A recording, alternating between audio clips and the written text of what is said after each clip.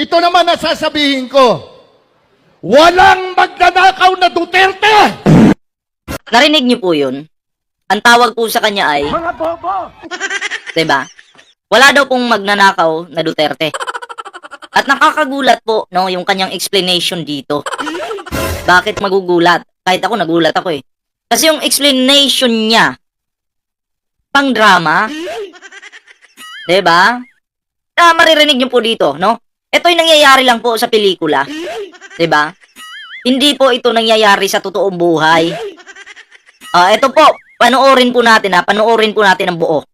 Yung kanyang drama. Drama to eh. Ito naman ang sasabihin ko. Ano yon? Walang magnanakaw na Duterte! Confidential funds nawawala. Bis panoorin natin ang buo, palaging pumapasok sa isipan ko yung confidential funds. Kasi wala nga daw magnanakaw. Walang magnanakaw na Duterte. Kawatan lang. Diba? Kawatan lang. Lang. Kita mo, nag-iko-iko pa. Kasi nga totoo. Walang magnanakaw na Duterte. Alam mo, nakakalungkot sa'yo. Kami naawa sa'yo, Philip Salvador. Palagi mong pinagtatanggol yung mga magnanakaw. Bida ka sa pelikula pero kontrabida ka sa totoong buhay. Alam mo nyo, ito si Philip Salvador, wala naman po itong pera. Diba? Kaya nga naging aso-aso na lang ng mga Duterte eh. Ngayon, ballpoint man kung walang pera, bakit tumakbo? Ay natural, diba? Ito'y pinunduhan po. May mga nasa likod po nito na nagpondo kay Philip Salvador. Pinatakbo nila kasi kilala nga eh, artista nga eh. Malay mo, number one, katulad ni Ruben Padilla, malay mo lang. Doon sila umaasa eh. Pinatakbo ito si Philip Salvador, naniniwala ako na merong ganun. Malay natin nabigyan, 'di ba? Pero ako'y naniniwala, manalo man ito o matalo, meron siyang ganun habang kayo na mga DD shits gutom pa rin. 'Di ba? Tingnan niyo naman yung mukha ni Philip. Ito ba may pera? Magiging senador? 'Di ba? Walang pera 'yan. At ako'y naniniwala na merong taong nasa likod niya. 'Di ba? Pakinggan po natin yung kanyang mga sasabihin. Basta, sabi ko sa inyo, ito si Philip Salvador, manalo man yan o hindi, meron pa rin ganun yan. Kasi bakit? Meron ngang nasa likod eh. Halimbawa ngayon, ako, sikat ako, kilala ako bilang isang tanga. Sample lang ha. Halimbawa, ako si Philip Salvador bilang isang tanga. Ballpoint man, may lumapit sa akin, babayaran kita, tumakbo ka lang. Manalo matalo, bibigyan kita. Siyempre, ako mukha kong pera. Sasabihin ko, sige, walang problema. Ganyan po ang nangyayari ngayon kay Diwata.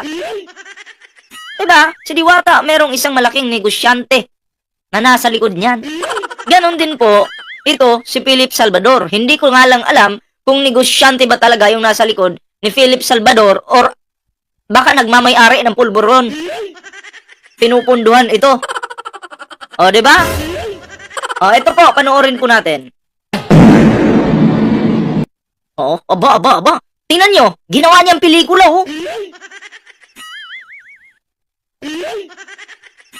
Ganyan ba? Nadadala kayo sa mga ganyan? Yung mga pa-acting-acting, yung mga pa-astig-astig na mga salita sa stage? Hindi po uunlad yung bansa sa mga ganyang strategyeng bulok. Philip Salvador, anong ginagawa mo? Ba't nakaganon ka?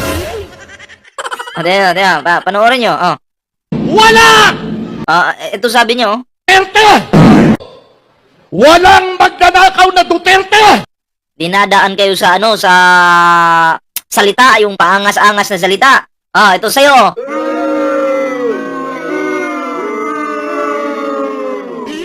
Tapos? Wala! Walang pumalakpak.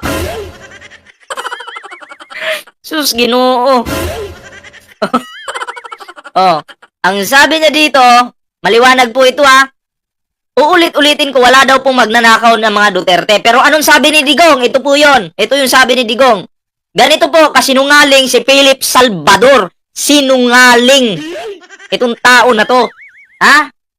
Ipakain ko sa itong video na to, kita tayo. Kasi grabe ka makapang-brainwash eh. Sasampal ko lang sa mukha, wala pala. Ito, panoorin mo. Dikit mo sa baga mo yan. O, panoorin natin. Nanggigigil ako eh. Nasasabihin ko, walang magnanakaw na Duterte! Wala! Walang Ang pumalakpak. lahi Walang ni pumalakpak. former President Rodrigo Roa Duterte. O, ito na. Lahi na, lahi. O, ang lahi, ano? Anong lahi? Ang lahi ni former President Rodrigo Roa Duterte ay nananalaytay na dugo Hmm. sa mga ugat ng kanyang mga anak. Oh. Kaya tandaan nyo, walang magnanakaw na Duterte. O. Porkit ba nananalaytay ang dugo ni Digong sa kanyang mga anak, ugat ng kanyang mga anak, hindi na magnanakaw? Eh, ganun ba yon? Pag ang dugo pala ng tatay nananalaytay dun sa ugat ng kanyang mga anak, so hindi na magnanakaw. So yun yung gagawin natin basihan. Di ba? Bobo ka, Philip Salvador. Ubod ka ng kabubuhan. Sa lahat ng bobo dito sa Pilipinas, ikaw ang pinakabobo. Saksak mo yan sa utak mo, bobo ka. Di ba?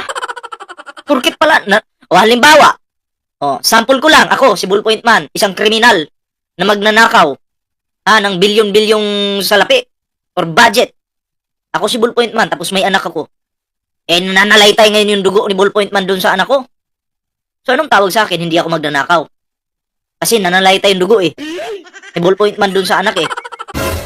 Pero, nagnanakaw ako. Pero dahil pala nananalaytay yung dugo, hindi na ako magnanakaw. So, yun ang gagawin natin basihan. Bobo, buplaks. Diba? Ang sarap, sapatusin eh. K.O. Kailanman. At saka Anong sabi ni Digong? Ito na yung sabi ni Digong. kayo, I hate corruption. Hindi ako nagmamakalinis. Hindi siya nagmamakalinis. Marami rin akong nanakaw pero naubos na. Ano yun? Si Digong na mismo yung umamin, oh. Marami din pala siyang ninakaw. Pero naubos na. K.O. Pero ako hindi naniniwala na ubos na. Nakatago lang. Diba? Maliwanag na sa inyo ngayon. Maliwanag na sa inyo, no? Na talagang magnanakaw si Digong at sinungaling itong si Philip Salvador. Diba? Kahit pa Philip Salvador, anong sabi mo dyan na hindi magnanakaw si Digong? Ayan, nilaglag ka na, oh.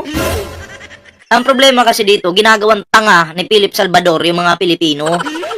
Diba? Hindi na po pagmamahal sa bansa yung mga ganyang galawan, eh. Oo, pera-pera na yan. Diba? K.O. Tama, Philip Salvador. Bobo ka. Buking ka eh. Di mo ginalingan eh, kaya bobo ka. Diba?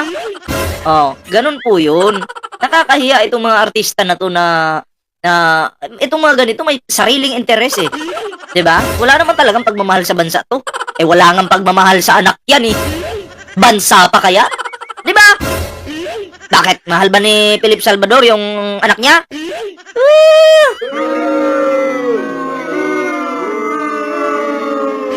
Wag nga ako. So, wala na. Lahat ng tao sa mundong ito sinungaling. Sinungaling ka daw, Philip Salvador. Diba? Binanatan ni Sara Duterte si Philip Salvador kasi sinungaling. Diba? Si Sara Duterte na yung nagsabi niyan. Sinungaling daw po si Philip Salvador. Lahat ng tao dito sa mundo sinungaling. Totoo naman, wala naman kasing perpektong tao. 'Di ba? Pero yung iba nagsisi na sa kanilang kasalanang nagawa, pero kayo hindi pa. Di klarong-klaro yung inyong mga kasinungalingan diyan. Sabi ni Sara anong sabi ni Sara Duterte kay Philip Salvador? Ulitin natin. Wala na. Lahat ng tao sa mundong ito sinungaling. Paano ba yan? Lahat pala ng tao sa mundong ito sinungaling. Dilat pa yung mata niyan. Kung siya dilat, kung si Sara dilat, eto yung sasabihin ko sa inyo. Kung si Sara dilat, ano yung kapatid niya at ama? Eto po. Ngiwi naman yung ama at kapatid. K.O. Diba? Pero si Sara, dilat. Lahat ng mga tao sa mundong ito sinungaling. At ako'y naniniwala po dun. Kasi tao lang tayo. Kahit ako nga hindi naman ako perpekto, nagkakamali tayo. Pero, hindi po natin inaaraw-araw yun. Nagsisisi po tayo sa mga pagkakamali natin noon. 'Di ba? Nagsisi po tayo. At least tayo, nandito ngayon sa tamang landas. Tama? Nakatikim ka ngayon kay Sara Duterte, Philip Salvador. Sinungaling ka pala. Sinungaling! Ngayon mga pre, punta tayo dito sa next topic natin. Saan na ba yun? Okay. Wait lang, hanapin ko lang po. Eto na. Tingnan nyo to. Kung paano inangasan ni Sara Duterte yung yung reporter. Panoorin po natin. Tingnan nyo kung gaano po kabastos ang kanilang vice president. Ganito po. Anong tanong? Message na lang po, ma'am. Kung meron kayong message sa taong bayan. Message na lang po, ma'am, kung ano pong message nyo sa taong bayan. Diba? Ang sabi ni Sara, di ko masyadong mag-gets di ko masyadong maintindihan Anong tanong or tanong-tanong? Tanong-tanong. Anong tanong? Baka ganun. Kayo, ano sa tingin nyo? Ulitin nga natin. Grabe, no? Pati reporter hindi nakaligtas po kay Sara Duterte. Dinilata ng mata. Angas-angas. Diba? Media na nga lang yung kakampi nito. Inaaway pa po. Diba? Patay tayo dyan. Eto na Anong tanong? Message na lang po, ma'am. Inangasan grabe yung mata Nakapinta nila siguro to. Hindi natin alam. Malay natin kasi yung tatay ganun din Pero sabi naman niya, hindi daw siya, perfect daw siya, perfect. Hindi daw siya gumagamit mga ganoon. Pero, hindi po yan, kumbaga, hindi ka po magiging ganyan kung nasa kondisyon yung isipan mo. Diba? Ang tanong, kondisyon ba ang isipan ni Sara Duterte? O may something talaga sa kanya? Nakakaawa. Hindi po, alam nyo kung hindi po maganda na ikaw ay magiging vice president tapos merong something sa'yo. Siguro dapat magpatingin muna si Sara kasi para nakakabahala po yan. Vice president siya Diba? Oo, baka malagay sa alanganin yung ating bansa pag ganun. Eto Anong tanong? Message na lang po, ma'am. Kung meron kayong message sa taong bayan. Hopeless. Hopeless. Sabi ko, we are on the road to hell.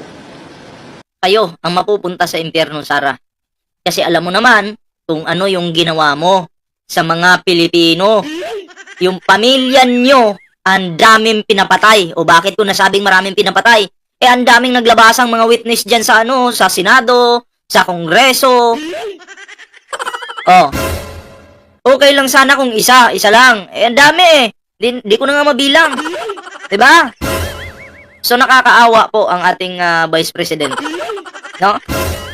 Sila yung gumawa ng issue, sila pa ngayon ang binalikan ng karma. Kasi may karma, yung karma nasa huli Pero partida, hindi pa yun yung full karma. Patikim pa lang yan. Diba? Oo. Ganun yun, Sara Duterte. Kaya good luck sa inyong mag-ama. At syempre, sa mga kapatid mong nag-angas-angas, duwag naman. Diba? Hindi niya nga kinasahan si Carbonell patunayan nyo nga na may isog kayo. Sige nga. Amunin nyo nga si Carbonell. Sige nga. Sus! Wag nga kami.